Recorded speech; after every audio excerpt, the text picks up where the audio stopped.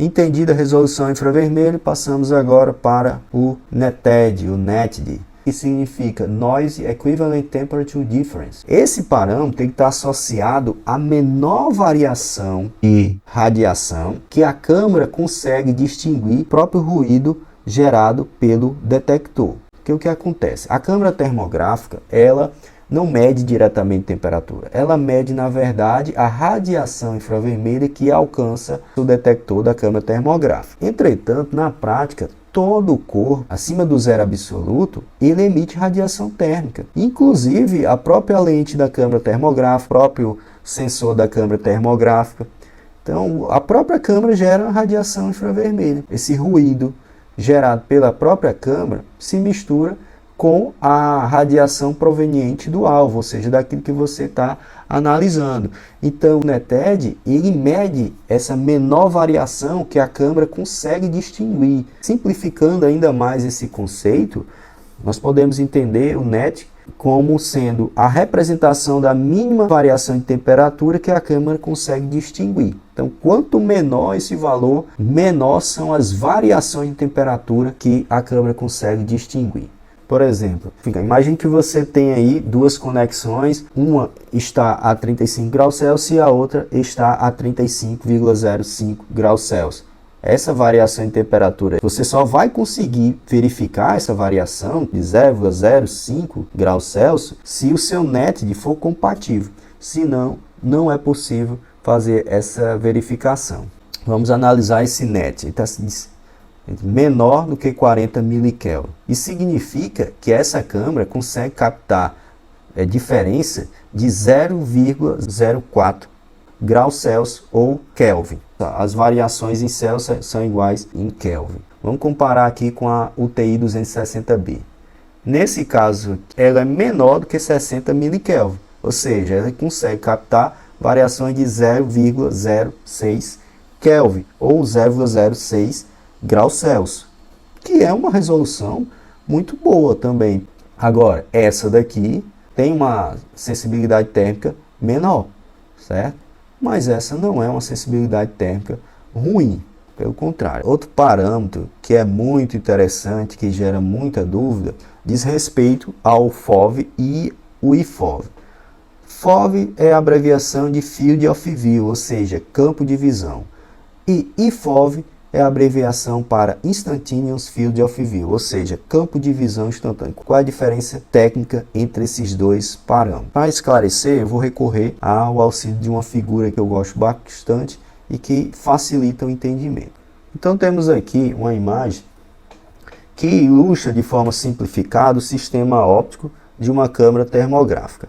Essa região destacada aqui em verde representa a área total da cena observada pelo detector infravermelho, que é essa outra regiãozinha aqui, tá?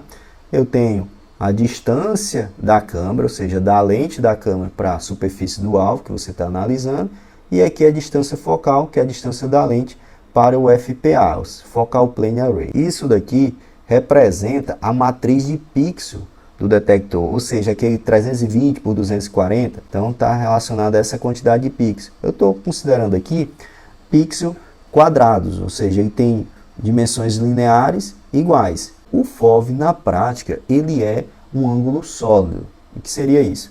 É um ângulo que está distribuído no espaço tridimensional. Porém, como ele é um valor muito pequeno, normalmente da ordem de miliradiano, esse ângulo ele é aproximado por dois ângulos planos, FOVH e FOVV.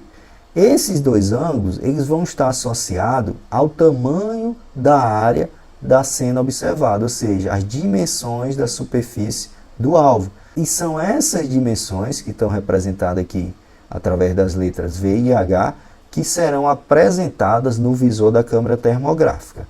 Então, quando você olha o visor, aquela imagem que está sendo apresentada ali é, na verdade, o campo de visão da câmera. Esse FOVH e esse FOVV define a área da cena observada, que será apresentada no visor da câmera termográfica. Então, quanto maior esses ângulos, FOVH e FOVV, maior a área da cena observada. Consegue capturar uma quantidade de elementos maior por termograma. Agora, tem uma desvantagem. Os objetos eles vão ficar menores e, portanto, você consegue captar menos detalhes desses objetos.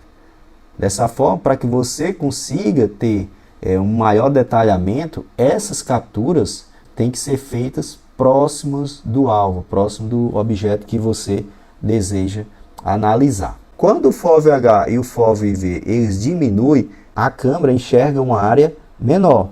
É como se utilizasse um zoom.